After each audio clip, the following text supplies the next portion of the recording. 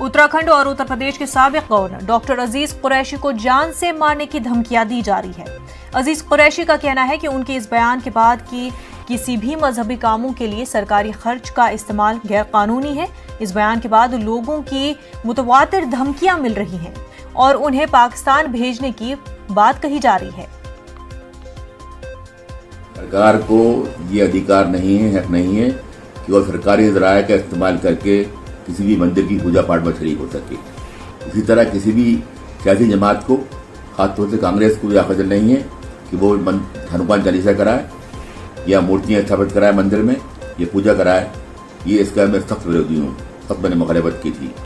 उसके बाद से लगातार मेरे पास गालियाँ, डर,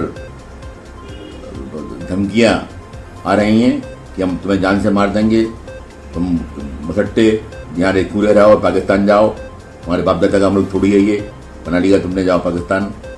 तो मैं उनसे कहना चाहता हूँ कि मैं तो पाकिस्तान नहीं जाऊँगा, हाँ, लेकिन तुम्हारे बाप दादा को पाकिस्तान जरूर भेज दूँगा।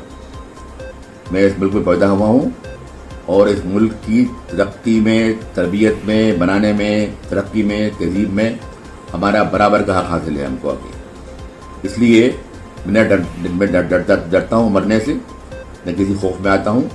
और दोबारा फिर कहता हूँ कि किसी भी पॉलिटिकल पार्टी को यह हक नहीं है कि अपने दफ्तरों में मूर्तियाँ बैठाए या पूजा कराए।